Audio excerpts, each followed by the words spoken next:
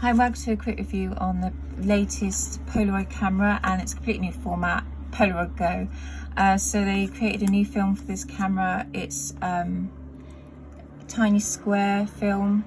So if I compare that to, say, Instax, that is smaller than the Instax. Also, you only get 8 in a pack and it's more expensive. But the size means the camera is also small. This is the smallest instant camera you can pretty much buy. It looks really nice. You've got a reflective coating on the viewfinder. It's a fixed focus lens, so I'd say from 1 meter and beyond. The flash is good up to 2 meters. So say if you're outside and your subject's more than 2 meters away, I do recommend turning the flash off. The flash is always on, even in between shots. So you have to press the flash button to deactivate it. So you know the flash is on when there's a dot in the bottom right hand corner. There you go. Now it's off. You can also do double exposures by double pressing the flash button. You can also use self timer by holding down the flash button for a few seconds.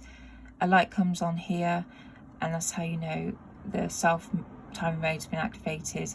Half pressing the shutter sets the exposure settings, so the shutter speed and the aperture. I think there's 2 apertures on here. There's f12 and f52. I'm not sure if there's anything in between. So there's a big gap if that is the only 2. And shutter speeds are, the fastest speed is 250th of a second to a second, so it can be quite slow. So you need to hold it steady on a dull day. Otherwise your pictures could come out blurry. So yeah, it's quite a neat design to fit everything in. You can actually see the mirror. It's good how they've managed to make it so small. Okay, but there are issues with this camera. One common problem is underexposure. You do sometimes find it sets the exposure based on the brightest thing in the image. So say the sky, if there's a lot of sky, the subject can come out dark. One way around this is you can half press, point down from the sky, half press, then lift back up, then fully press down. But this don't work on very bright days. It can actually lead to overexposure of your images, so it don't always work. So that's underexposed. So that's on a sunny day, and I tried that and it overexposed.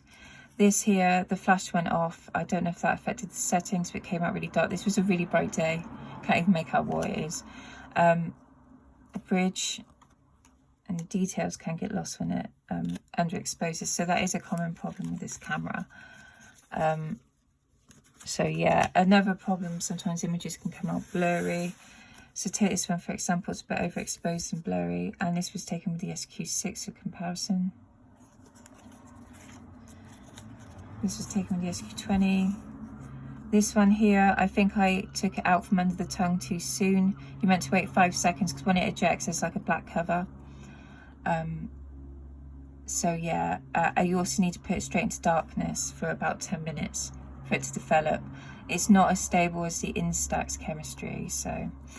Another thing I noticed, it's kind of like a blue light tint over the film.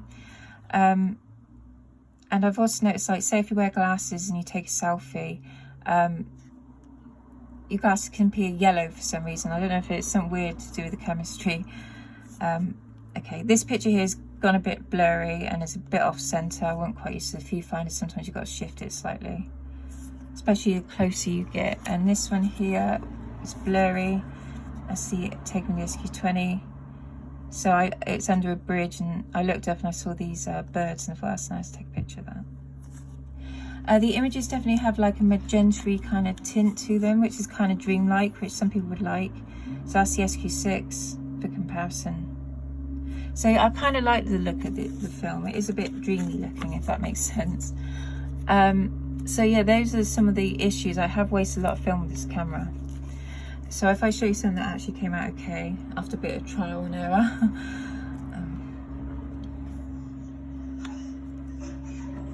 I really do like the size and the format. But I don't know if there's a limit to how small you can make the film and for it to still be good, if that makes sense. I don't know if that's the shortcoming of this camera. Yeah, some pictures do come out quite sharp, so you can see the detail there. a bit blurry. This one here is taking a double exposure, taken with 2 different colour filters. So you can buy a separate filter kit for this camera, and I do recommend the filters because they're quite a cool design. If I show you what I mean, you get 3, you get orange, red and blue. You literally just slide them on, covers the flash and the lens, which I think is really cool. So I do recommend the filters. You can get some really good effects.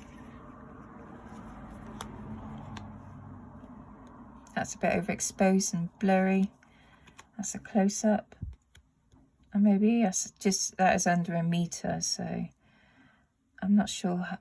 Maybe 0.8 meters you can get to, I'm not 100% sure. It's double exposure.